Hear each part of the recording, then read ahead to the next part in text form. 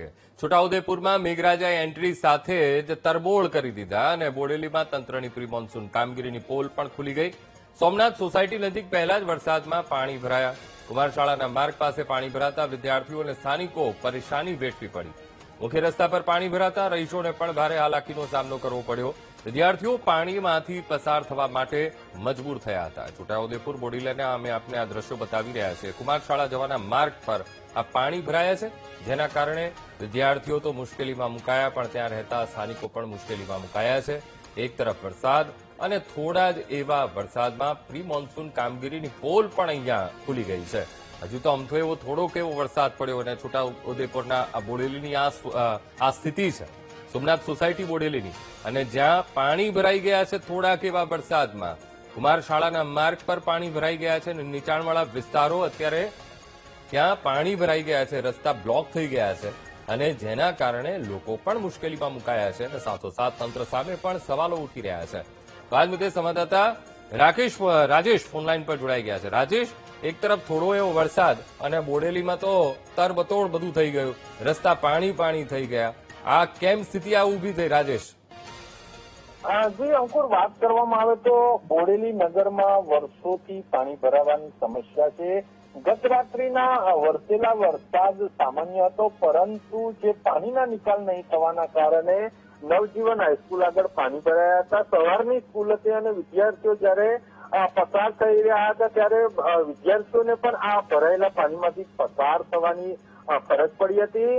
લોકોની વર્ષોથી માંગ છે કે બોડેલીમાં યોગ્ય પાણીનો નિકાલ થાય, પરંતુ હાલ જ જે નવરચિત નગરપાલિકા છે તેઓ પાણીના નિકાલ માટે યોગ્ય કાર્યવાહી નહીં કરવાના કારણે બોડેલી નગરમાં અવારનવાર પાણી ભરાય છે। જી અંકુર।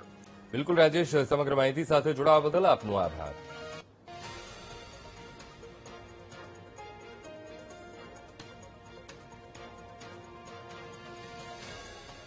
તો છોટાઉદેપુરના શિહોદમાં પહેલા જ વરસાદે નબળી કામગીરીની પોલ ખોલી નાખી।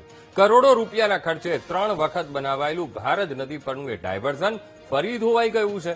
હવે મોડી રાત્રે પડેલા એ વરસાદને પગલે ડાયવર્ઝનનું ધોવાણ થયું। ડાયવર્ઝન સુરક્ષિત ન હોવાથી ભારે વાહનો માટે એ રસ્તો બંધ કરવાની ફરજ પડી છે। ડાયવર્ઝન બંધ થતા ભારે વાહનો 40 કિલોમીટરનો ચકરાવો લગાવવા માટે મજબૂર બન્યા છે।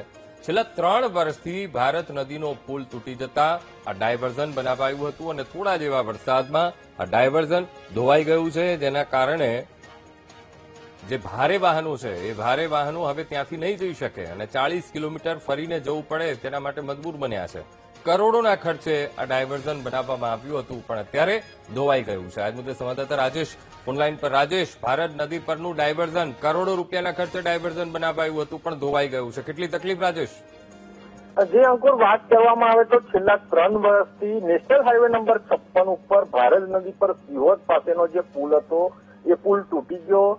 એ બાદ 7 કરોડ રૂપિયાના ખર્ચે જે ઓલ સીઝન ડાયવર્ઝન બનાવવામાં આવ્યું હતું। હવે આ જે પહેલો જ વરસાદ છે, પહેલા વરસાદથી જ આ ડાયવર્ઝનનો મહદ અંશે કેટલોક ભાગ જે છે એ ધોવાઈ જતા ભારદારી વાહનોને તાત્કાલિક બંધ કરી દેવામાં આવ્યા છે। છોટાઉદેપુર અને મધ્યપ્રદેશ રાજ્યને જોડતો આ નેશનલ હાઈવે નંબર 56 છે, પરંતુ તંત્ર દ્વારા યોગ્ય પગલાં નહીં લેવાના કારણે જિલ્લાની જનતાને છેલ્લા 3 વર્ષથી 40 કિલોમીટરનો ચકરાવો જે લગાવીને ડાયવર્ઝન પરથી પસાર થવું પડે છે। હાલ જે જિલ્લાનો માત્ર એક માર્ગ છે, જિલ્લાના વડામથકને જોડતો માર્ગ છે, પરંતુ લોકોને હવે 40 કિલોમીટરનો ચકરાવો લગાવવો પડશે। જી અંકુર। બિલકુલ રાજેશ, સમગ્ર માહિતી સાથે જોડાવા બદલ આપનો આભાર।